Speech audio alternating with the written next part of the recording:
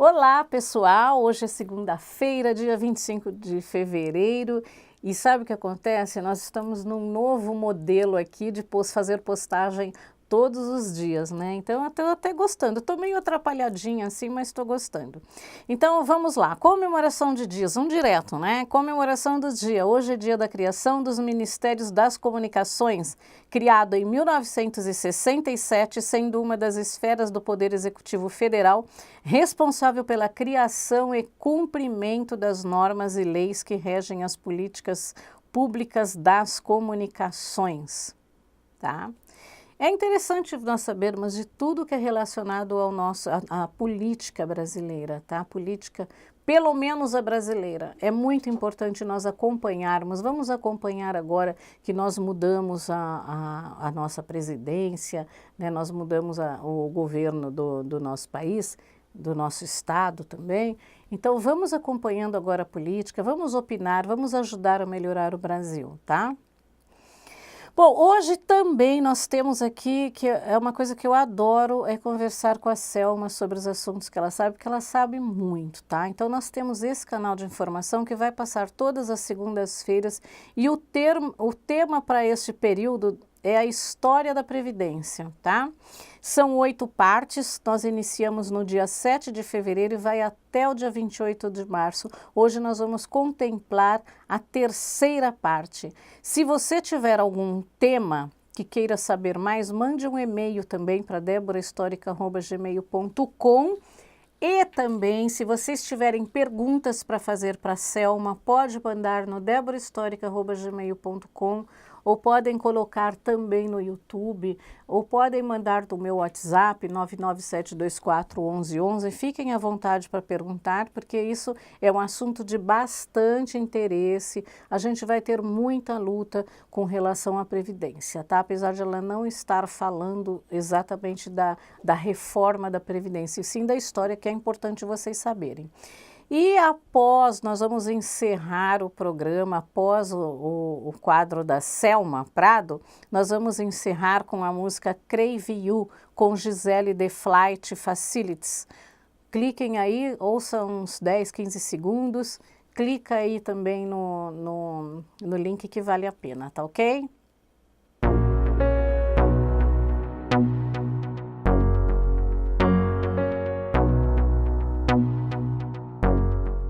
Bom, gente, estou de volta aqui. No último programa eu estive conversando com vocês sobre as bases do sistema previdenciário brasileiro a partir de uma lei que foi sancionada por Eloy Chaves em 1923. De qualquer maneira, gente, a Previdência, ela acompanha tanto o desenvolvimento econômico de uma sociedade, quanto também a expectativa de vida da população. Isso é muito interessante, eu vou falar um pouquinho com vocês sobre isso. Elevação de expectativa de vida. Os movimentos que ocorreram no Brasil, que começaram a costurar ou a desenhar o sistema previdenciário que nós temos hoje, eles não ocorreram de maneira isolada no Brasil. O governo brasileiro resolveu levar em consideração seu trabalhador. Não, esse é um movimento que é um movimento mundial. Exatamente na hora que o Brasil já estava, já tinha criado a sua caixa de aposentadorias e pensões, o mundo também caminhava nesse sentido. Por quê? Porque nós estamos chegando perto da década de 30. O que está acontecendo com a sociedade mundial e vai acontecer também com a sociedade brasileira? Nós começaremos a ter um êxodo rural, ou seja, o trabalhador está saindo do campo vindo para a cidade. Teremos o desenvolvimento das atividades industriais, das atividades comerciais e, por conseguinte, teremos também o desenvolvimento das atividades sindicais. Nada acontece de graça. A urbanização, o fortalecimento das atividades ligadas à indústria e ao comércio, o crescimento da população urbana, ele fortalece as atividades sindicais. Fortalecendo as atividades sindicais, é óbvio que as reivindicações dos trabalhadores, elas não só vão chegar aos seus patrões, aos empregadores, como elas também vão chegar ao Estado. E o Estado vai começar a ficar um pouco mais atento em relação a como ele pode ou não beneficiar essa população, até porque isso será a garantia da sua manutenção. Resultado, a partir de 1930, o Brasil vai passar por um grande processo de industrialização, urbanização, que será consequência direta, primeiro, da crise do café. O café já deixa de ser a base da economia, principalmente aqui no estado de São Paulo, devido à quebra da Bolsa de Nova York. O café vai deixar de ser a base da nossa economia e o dinheiro oriundo do café, o dinheiro que foi ganho com o café, ele vai ser investido num novo setor. Que setor vai ser esse? Vai ser justamente o setor industrial. Nesse momento, nós temos uma mudança radical de governo. Sairemos de governos até então que tinham uma política muito voltada basicamente para os seus interesses, que era a política do café com leite, né, que é a política de Minas e São Paulo. Iremos para um governo que vai ter uma visão um pouco mais holística do país como um todo. Um governo bastante controvertido, eu vou falar deles e vocês vão ficar de cabelo arrepiado, mas esse homem fez uma verdadeira revolução no nosso país. Quem que era ele? Getúlio Vargas. Eu sei que muita gente vai dizer que ele era um ditador, que ele era um fascista, que ele era isso, que ele era aquilo, aquilo outro. Mas eu já havia conversado com a Débora que a história, ela tem várias visões. Mas, acima de tudo, a história é escrita por quem está no poder, certo? A história não é escrita por quem está na base da pirâmide, é por quem está escrita por quem está no topo da pirâmide.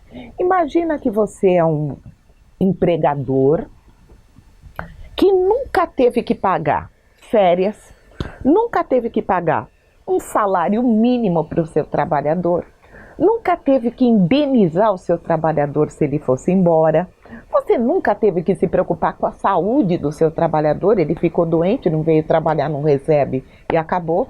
Eu hoje gosto dele, amanhã eu jogo ele no meio da rua e você se vê na frente de uma lei chamada Consolidação das Leis do Trabalho. A partir de agora, você vai ter que pagar um mínimo para o seu trabalhador. O seu trabalhador agora vai ter direito a férias. Seu trabalhador vai ter direito à aposentadoria. E se você mandar embora, você vai ter que indenizar. Você ia gostar desse governo? Sob o ponto de vista do empregador, é óbvio, você vai odiá-lo eternamente. Sobre o ponto de vista do trabalhador, ele vai ser um herói nacional. E foi exatamente isso que aconteceu a partir da chegada do Getúlio Vargas ao governo. Tá legal? Gente, de vez em quando vocês vão reparar que eu estou olhando ali do lado, é que eu estou olhando para a Débora, tá? Eu fico olhando para a Débora e fico vendo as fisionomias da Débora enquanto eu estou falando. Às vezes eu quero interromper, mas não dá para falar, né? Só estou fazendo isso para que o programa fique mais leve, tá bom? Veja bem, de qualquer maneira, o Getúlio Vargas ele vai impor uma série de mudanças no âmbito trabalhista. Primeiro, criando algo que estão querendo acabar com ele, o Ministério do Trabalho. Foi ele que criou em 1930, Ministério do Trabalho, Indústria e Comércio. Qual era o objetivo? Era alavancar um projeto muito grande do Getúlio Vargas, que era a industrialização do Brasil. Para que o Brasil industrializasse, ele vai criar uma base muito sólida. A primeira coisa que ele vai fazer é criar a Companhia Siderúrgica Nacional. Qual era o objetivo? Que inclusive ela ficou lá em Volta Redonda, era um projeto estratégico que foi escondido, era top secret, entendeu? Eles construíram toda uma siderúrgica em sistema top secret, e estrategicamente colocada entre Minas Gerais, onde estaria o minério de ferro, e o Porto no Rio de Janeiro. Ela está bem no meio do caminho. Ele cria a Companhia Siderúrgica Nacional. O que a Companhia Siderúrgica Nacional vai fazer? O aço. Esse aço seria fundamental para quê? Para que nós começássemos a fazer as máquinas necessárias ao nosso desenvolvimento industrial. Mas uma máquina só funciona com energia. Então, o que ele vai criar? A CESP, a CEMIG, a CHESF, Companhia Siderúrgica do Vale do São Francisco, Companhia de Energia do Vale do São Francisco, Companhia de Energia de São Paulo. Ele vai criar uma série de companhias que vão gerar a energia, né, necessária para alavancar o nosso desenvolvimento. Então agora nós temos o minério de ferro, nós temos o aço, vamos começar, vai surgir a FENEME. Quem tem a minha idade, né, Débora, vai lembrar da Fábrica Nacional de Motores, a FENEME, que fazia aqueles caminhões enormes, ônibus e caminhões. Ônibus, Vai surgir a FENEME, depois vai surgir a VEMAG, numa parceria com a Itália. Quer dizer que nós vamos começar a caminhar numa industrialização com as nossas próprias pernas. Só que... Só uma coisinha. A história, inclusive, da eletricidade em São Paulo, né, que você falou, da energia em São Paulo, ela está contada numa história que conta da chácara lá no programa, no YouTube Débora Histórica, tá? Porque foi o bisavô da pessoa que eu entrevistei que fez exatamente, que participou da energia daqui de São Paulo, da Paulo Afonso, tá? Porque na realidade nós temos lá, no período do Império, né, a nossa primeira central, que é da Serra das Estrelas, isso durante o governo do Dom Pedro, tá legal? E o Rio de Janeiro vai ser a segunda cidade do mundo a ter energia elétrica para uso público, tá? Então nós temos uma grande evolução aí, mas isso é uma outra história, não vamos entrar por lá. De qualquer maneira, para desenvolver toda essa indústria, o comércio, mesmo a indústria siderúrgica, você precisava de mão de obra qualificada. Não adiantava, entendeu? Eu ter tudo isso, ter todas as bases da nossa industrialização, sem ter a mão de obra qualificada. Então é dentro do governo Getúlio Vargas que vai surgir o Sistema S, que é o SENAC, o SENAI, o SESI, cujo objetivo é o quê? Qualificar a mão de obra necessária para o nosso desenvolvimento industrial.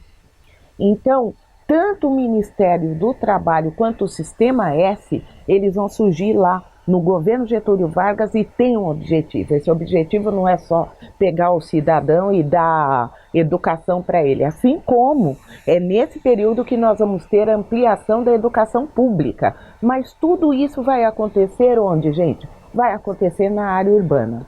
De qualquer maneira, os sindicatos também vão começar a se fortalecer e vai surgir, né, o sistema de caixa de aposentadorias, caixa de pensões, ele vai desaparecer e no lugar o governo vai instituir, né, o Instituto de Aposentadorias e Pensões, o IAPS, tá? Instituto de Aposentadorias e Pensões. E quem vai determinar, quem vai ser o presidente do IAPF? Vai ser o próprio governo. O governo agora vai realmente ter um maior controle sobre todo o dinheiro que está sendo acumulado, certo?